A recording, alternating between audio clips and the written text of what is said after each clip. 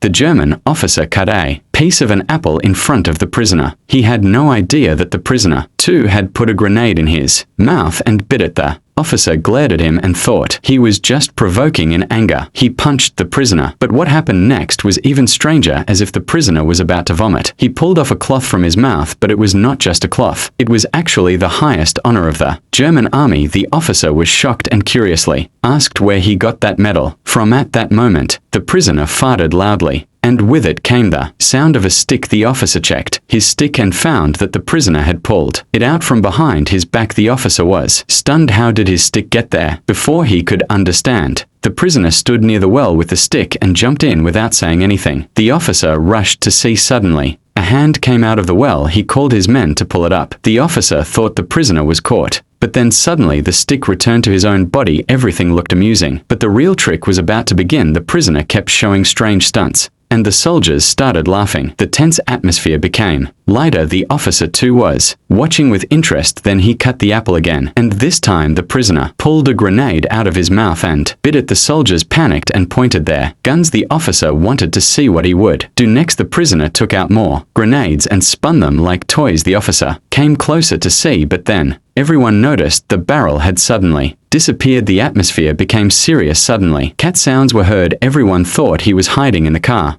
but the car was empty. Then again, cat sounds came from afar. Everyone looked up. The prisoner was sitting on the roof, licking his leg like a cat. Seeing this, everyone laughed. No one understood how he got there. Then he took out a ladder and started showing difficult stunts. Seeing his balance, the soldiers feared he might fall. At that moment, the officer brought two little girls in the middle. He again asked about the medal, but the prisoner, sitting on the roof, stayed silent and just made a gesture of disdain. The next moment, the prisoner, lying down, jumped straight off the roof. Everyone was shocked. They thought it was another trick. The officer came closer and kicked him with his foot. He looked really dead, but then the officer noticed that the two girls who were tied had disappeared. Before he could understand anything, a bullet grazed his head. Within seconds, all the soldiers were killed by an unknown enemy's bullets. Only one captain was left, standing shocked, watching everything. He thought it was some kind of collective illusion. When all became silent, prisoner slowly stood up. He saw all enemies were dead. Only that foolish captain was alive. The prisoner looked at him and said, "Why did you come here?" Saying this, he raised his hand and the story ended there.